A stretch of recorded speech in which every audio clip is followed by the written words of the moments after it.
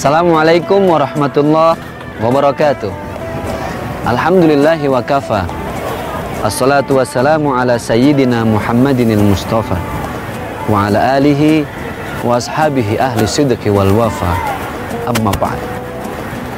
Sebaik-baiknya sahabat yang bisa kita contoh adalah para sahabat Rasulullah sallallahu alaihi wasallam, yang setia menemani Rasul dalam setiap keadaan, suka maupun duka.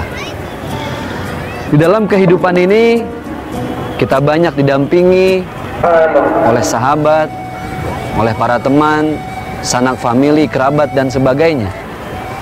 Di antara mereka tentu beragam kemuliaan akhlaknya. Ada yang memang bersahabat hanya karena materi, sehingga ketika senang dia ada, ketika kita susah, dia kabur lari begitu saja. Ada sahabat yang memang mau menemani kita dalam segala situasi, karena sebaik-baiknya teman adalah teman yang menunjukkan kepada kita jalan kebaikan. Khairul ashabi may yadulluka 'alal khairi. Coba lihat para sahabat Rasulullah sallallahu alaihi wasallam. Mereka berbeda profesi, umur pun berbeda, tapi mereka bersatu dalam perbedaan. Sayyidina Abu Bakar Siddiq, Umar bin Khattab, Utsman bin Affan, Ali bin Abi Thalib adalah sahabat yang satu dengan yang lainnya saling berbeda karakter. Kita lihat Sayyidina Abu Bakar, seorang yang sangat dewasa, dituakan oleh baginda Rasulullah SAW. Tempat Rasul bertanya ketika ada permasalahan. Sayyidina Umar, seorang yang perangainya keras, Asadus Sohra, dijuluki dengan singa padang pasir, seorang kafir Quraisy yang pada akhirnya masuk dalam agama Islam, adalah perisai terdepan ketika Rasulullah ada di medan perang. Kita lihat Utsman bin Affan, seorang yang kaya raya, seseorang yang hartawan, seseorang yang punya usahanya tidak terhitung lagi, mendukung dakwah Rasulullah sallallahu alaihi wasallam. Ada Ali bin Abi Thalib, seorang sahabat yang sangat muda tapi ilmunya subhanallah. Bahkan Rasulullah sallallahu alaihi wasallam beliau mengatakan, ana madinatul ilmi wa aliyu babuha. Aku ini gudangnya ilmu, pintunya adalah Ali.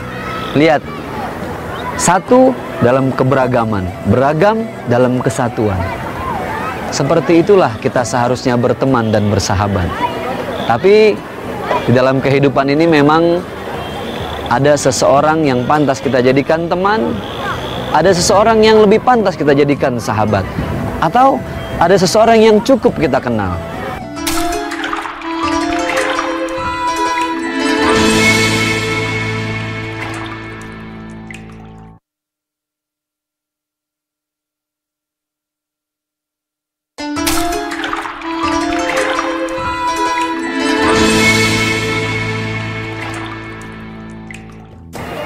Karena ada orang yang membuat kita nyaman ketika kita di dekatnya. Tapi ada orang justru yang kita merasa risih ketika ada di dekatnya. Karena dalam kehidupan ini ada yang disebut dengan manusia wajib, manusia sunnah, manusia mubah, manusia makruh, dan manusia haram. Manusia wajib itu adalah manusia yang ketika dia ada di tengah-tengah kita, membahagiakan kita, membuat kita senang. Tapi sebaliknya, manusia haram, manusia yang tidak ditunggu kedatangannya, ketika datang justru menyulitkan, menyusahkan. Tidak adanya lebih baik, jauh lebih baik bahkan daripada adanya. Nah, kita ini sudah termasuk manusia yang mana? Mudah-mudahan Allah memberikan kita kekuatan untuk senantiasa mengevaluasi diri kita, mengintrospeksi akhlak kita. Apakah kita sudah diterima baik dengan teman-teman yang ada di sekitar kita? Atau jangan-jangan mereka merasa tidak nyaman dengan kehadiran kita? Maka Rasulullah memberikan arahan yang terbaik kepada kita semua. Sebaik-baiknya sahabat adalah sahabat yang menunjukkan kepada kita jalan kebaikan. Jalan kebaikan banyak. Banyak lorongnya, banyak pintunya. Tapi jarang sekali sahabat yang menunjukkan kita pada pintu itu. Maka ketika kita memiliki sahabat yang mampu menunjukkan kebaikan, jangan lepaskan sahabat itu. Bisa jadi melalui tangan sahabat kita kita akan lebih mengenal Allah, bahkan lebih dekat kepada Allah Subhanahu wa ta'ala. Atau jangan-jangan dengan sahabat yang kita miliki, akhlak kita menjadi tidak baik. Su'ul khulqi yu'di. Perangai yang buruk itu pasti akan menular. Kita yang lebih mengerti mana orang lain yang pantas kita jadikan teman, mana yang pantas kita jadikan sahabat. Ketika kita tidak nyaman untuk cerita, curhat, masalah keluarga dan sebagainya, maka jangan jadikan sahabat, cukup jadikan teman. Atau bahkan kita pernah merasakan rasa tidak nyaman dengan hadirnya seseorang, sangat tidak nyaman. Nah, orang yang seperti ini hanya pantas kita jadikan bukan lagi teman, bukan sahabat, hanya sekedar kenal. Kenapa? Karena dengan berteman kita merugi, dengan bersahabat apalagi. Kita yang lebih mengerti, semua kembali kepada kita masing-masing. Mana yang pantas untuk jadi teman, mana yang layak untuk jadi seorang sahabat.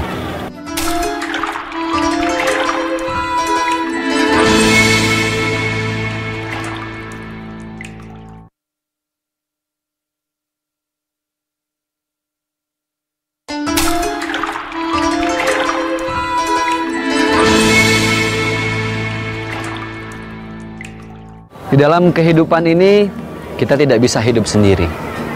Kita perlu teman, perlu sahabat, perlu pendamping untuk menggandeng tangan kita menuju ridhonya Allah Subhanahu wa ta'ala.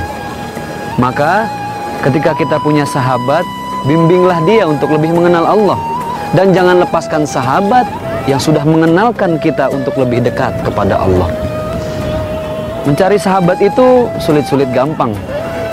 Ada sahabat yang ketika kita kaya dia mendekat, tapi usaha kita bangkrut dia menjauh, bahkan kita ditinggalkan begitu saja. Maka niat yang terbaik dalam kita bersahabat bukan karena kepintarannya, bukan karena hartanya, tapi karena Allah. Man ahabba lillah wa man abghadha lillah. Barang siapa yang mencintai sahabat karena Allah, bahkan dia marah kepada sahabat juga karena Allah, maka itulah sebaik-baiknya persahabatan. Allahumma inna nas'aluka salamatan fid din wa afiyatan fil jasad wa ziyadatan fil ilmi wa barakatan fi rizqi wa taubatan qabla al-maut wa rahmatan inda al-maut wa maghfiratan ba'da al-maut. Allahumma hawin alaina fi sakaratil maut wa najata minan nari wal afwa indal hisab. Rabbana atina fid dunya hasanah wa fil akhirati hasanah wa qina adzaban nar. Walhamdulillahi rabbil alamin. Selamat berbuka puasa. Wassalamualaikum warahmatullahi wabarakatuh.